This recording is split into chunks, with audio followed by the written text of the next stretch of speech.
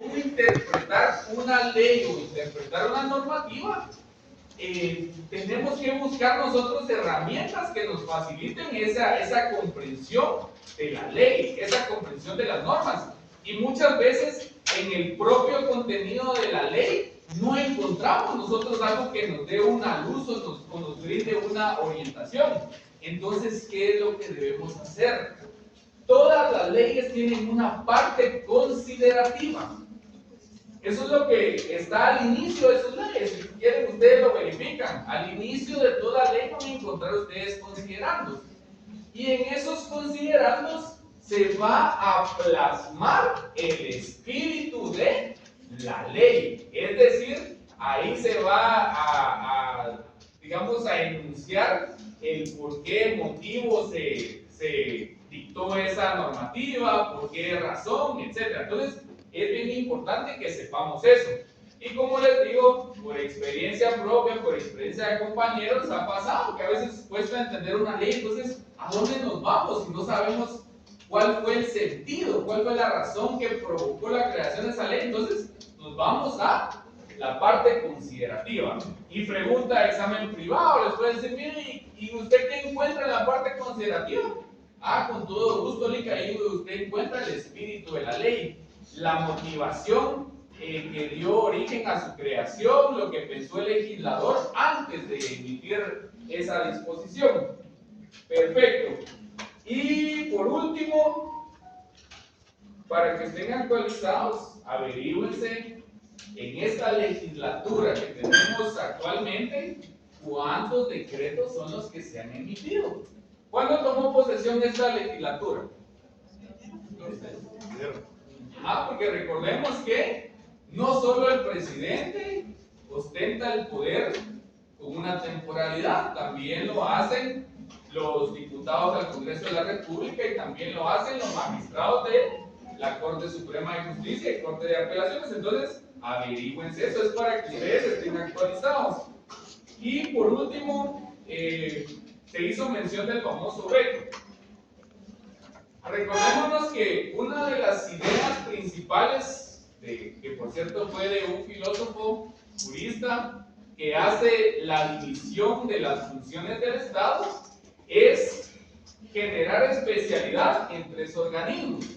Pero no significaba solo que se creara esa división de trabajo, sino que lo que se intentó es que existieran controles recíprocos entre los organismos de Estado. Entonces, cuando ustedes les pregunten, miren, ¿y cuál podría ser un mecanismo de control de parte del Ejecutivo hacia el organismo legislativo? ¿Cuál puede ser un ejemplo?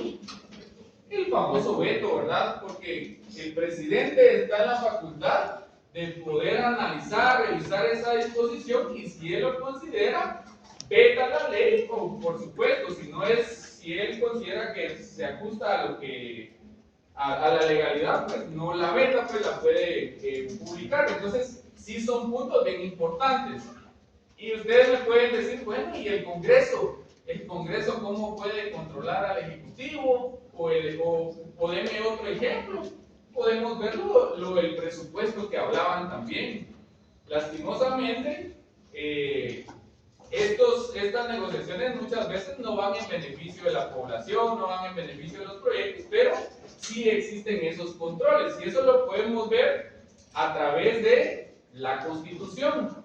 Porque en la Constitución, en el artículo 239, si no mal recuerdo, es donde se faculta al Congreso de emitir o crear impuestos. Bueno, perfecto, eso lo faculta la Constitución.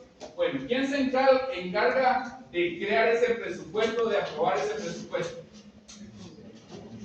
El Congreso de la República es el que crea un presupuesto en cada ejercicio fiscal. No es que exista un presupuesto indeterminado, sino que se hace por cada año. Después, ¿quién es la entidad que se encarga de recaudarlo? El Ejecutivo. Ajá. Y después, ¿quién es la entidad que se encarga de distribuir ese presupuesto?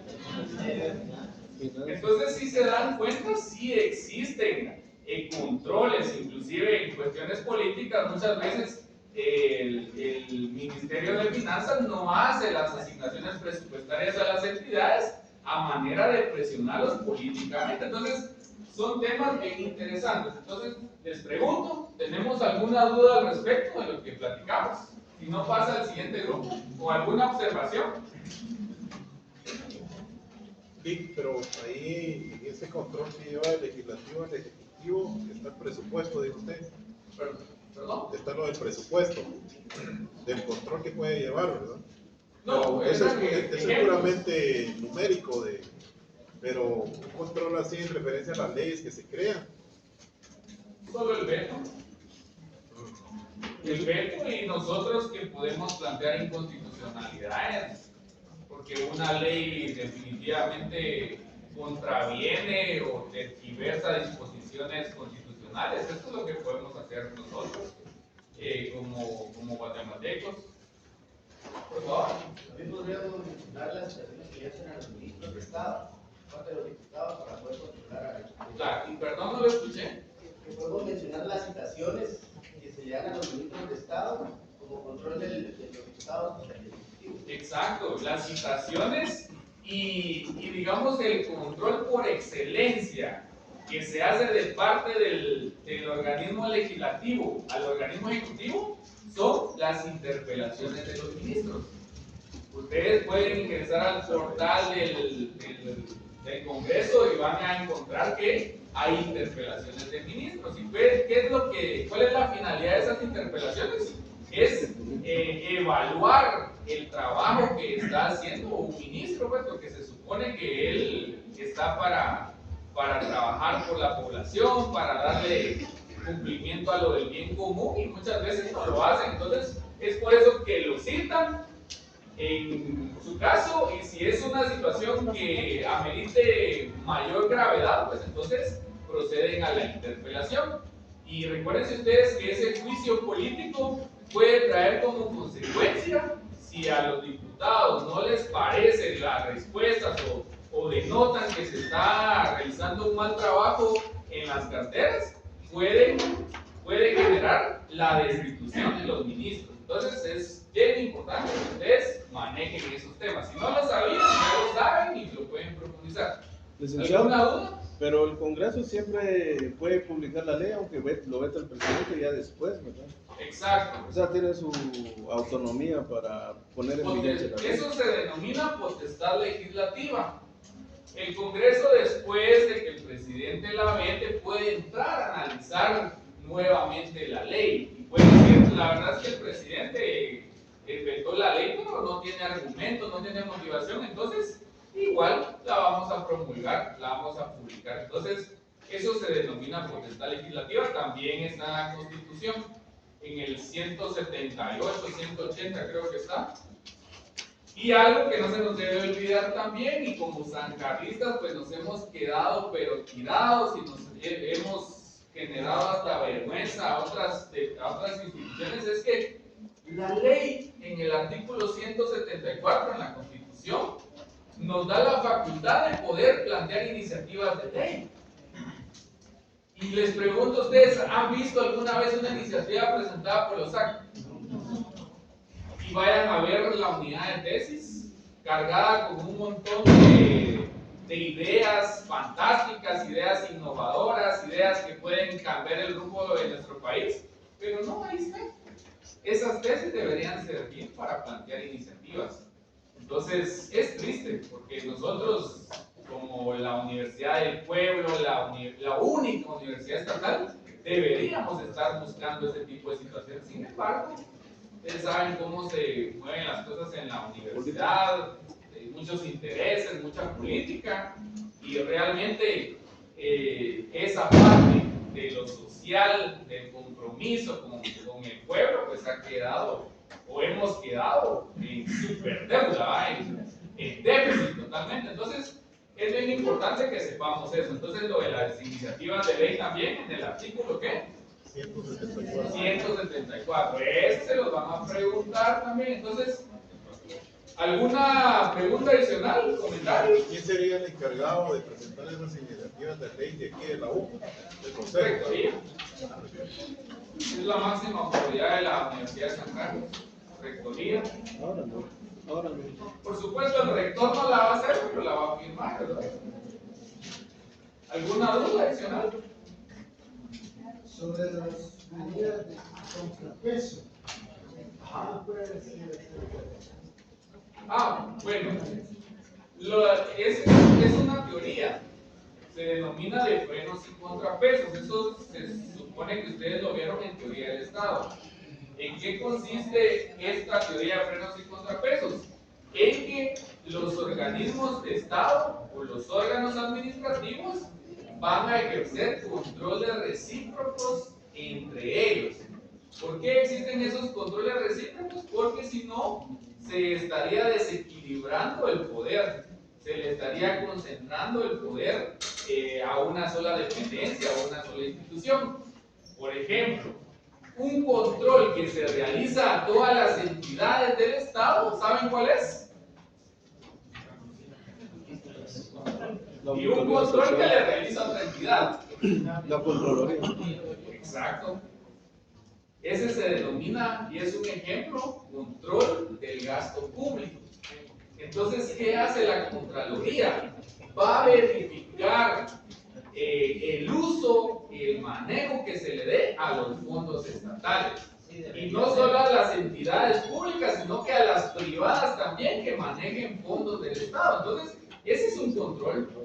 Y se ejerce, y hasta ustedes se los ejercen, hasta a mí me lo ejercen. Tengo que presentar una declaración patrimonial, tengo que presentar una actualización de datos, es decir, los controles existen. Qué bonito papel, Si licenciado. gana 8,000 quetzales, sí.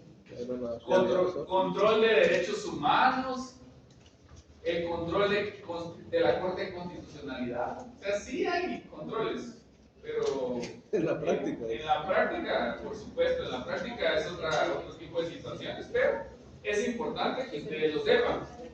Y todo esto que hemos visto está enfocado bastante en el tema administrativo. Entonces, si ustedes no sabían muchos de estos aspectos, empiecen a preocupar también. Si ya ganaron administrativo, sí, qué bonito, lindo, lo subí al Facebook, saqué 98. Bueno, ¿y qué sabe?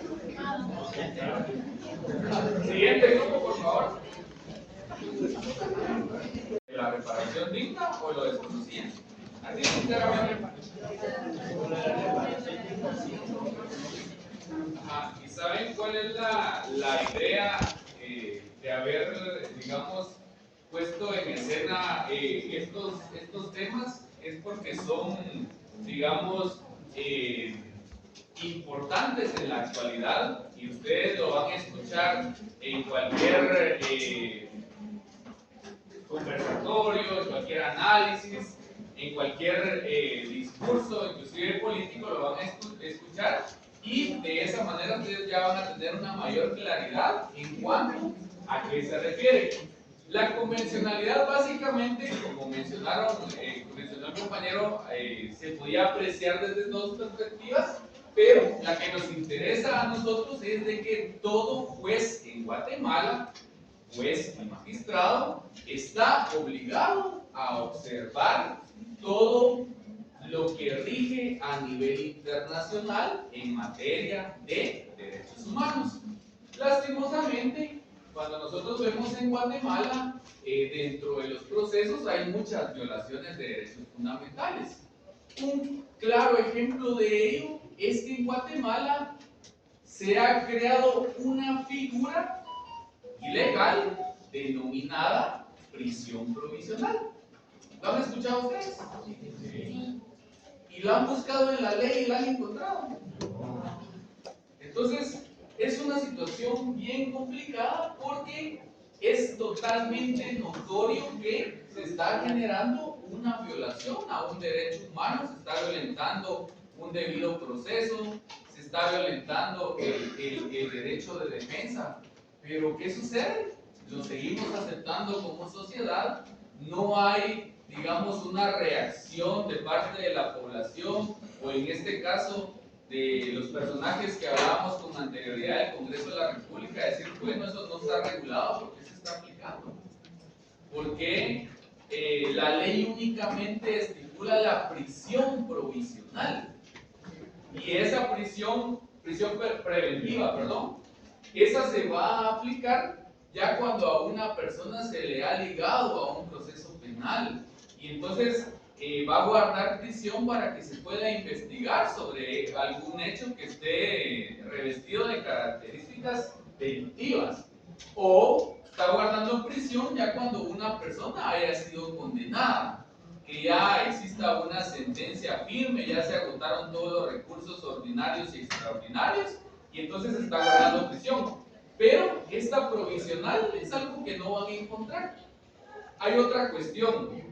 En este pacto de San José hay una disposición que establece que todo expediente penal o todo proceso penal se debe desarrollar en un plazo razonable.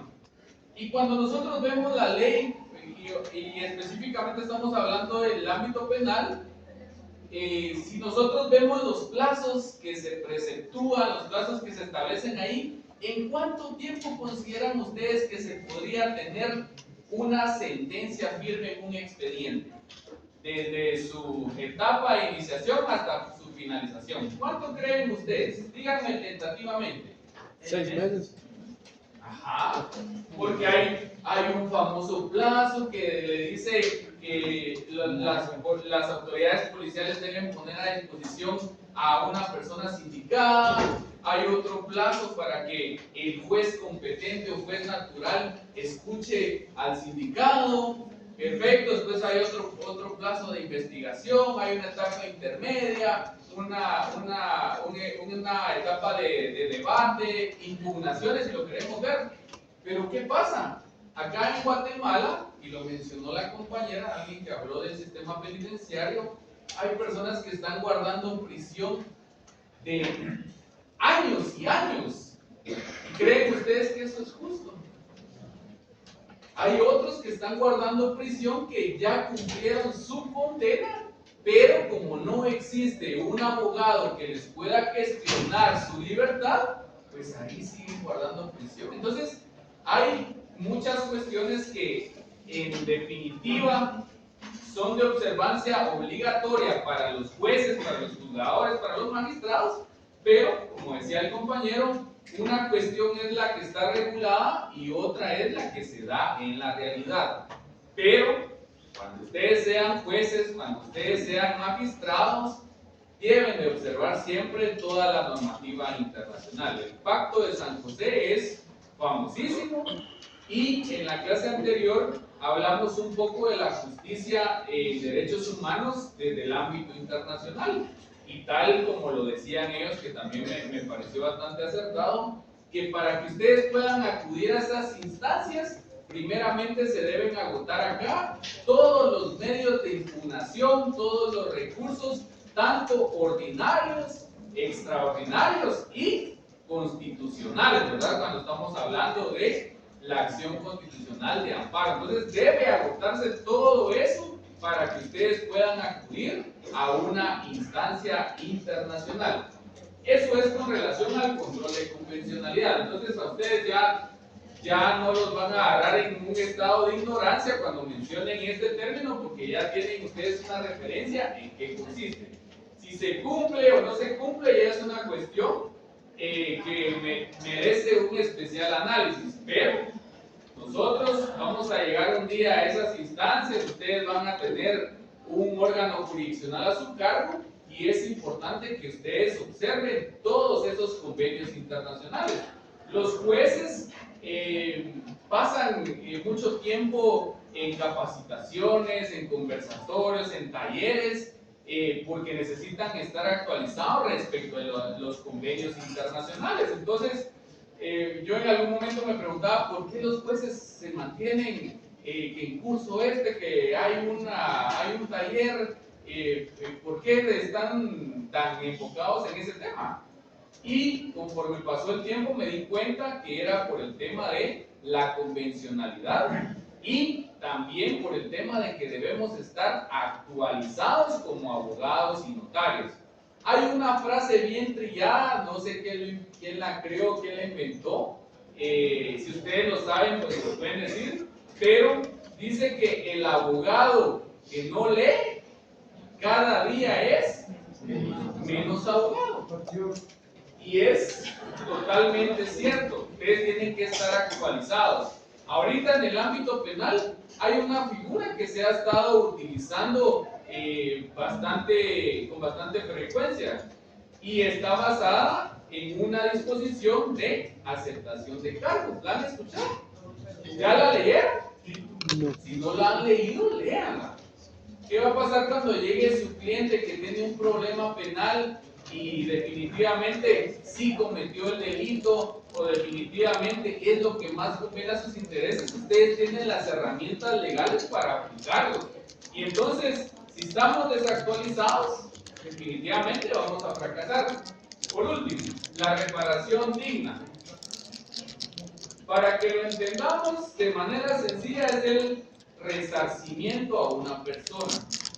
O es la idea que se pretende a través de esta figura. Sin embargo, les pregunto a ustedes, la compañera mencionó un caso relacionado con una violación. Pero ¿qué sucede si le quitan la vida a una persona?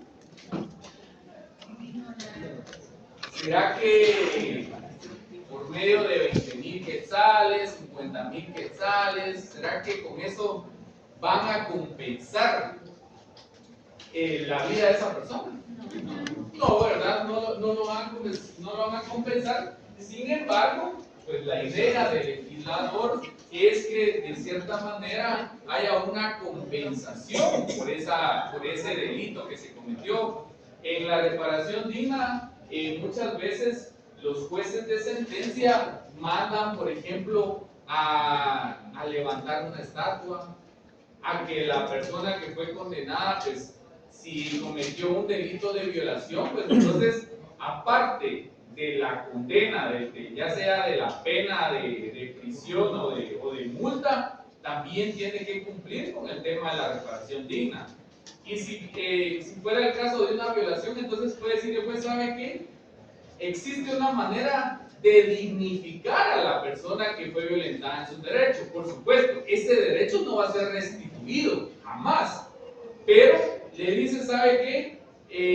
El hecho delictivo sucedió en Escuintla. Entonces, a usted le voy a dejar que se capacite sobre el tema de prevención del delito y en especial del tema de violación. Y usted lo va a ir a impartir, va a coordinar o va a programar sus visitas con los distintos centros educativos y va a exponer sobre la importancia de la seguridad en los niños, sobre la importancia del cuidado de las niñas, etc. Entonces, esos son aspectos a través de los cuales se hace efectiva la reparación digna. Eso ya lo saben ustedes ahora. Los que no lo sabían, por supuesto, como les reitero, no se va a restituir el delito, el bien jurídico como tal, no se va a restituir, pero la idea es que de cierta manera se haga una compensación. Tenemos ahí el caso de la señora Rigoberta Menchú, ¿te recuerdas? Exacto, hay varios casos y nosotros investigamos y que de la manera en que se ha intentado restituir es a través de dinero y pues no compensa definitivamente la vida de un ser humano, no compensa una violación, no compensa la mutilación de un órgano del cuerpo, etcétera, pero al final, si lo vemos desde una perspectiva sencilla y común, pues es mejor recibir algo a no recibir nada, ¿verdad? Entonces, ¿tenemos alguna duda con respecto a estos temas? ¿Bien claros con el control de convencionalidad? ¿La reparación digna? Ok, perfecto. Entonces, estamos...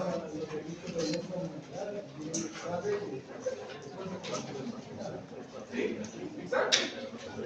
Todo, porque son esos delitos los delitos de lesa humanidad son todos aquellos hechos delictivos que atentan contra la humanidad, es decir, no hay una jurisdicción de decir este aplica para Guatemala, este aplica para El Salvador, no.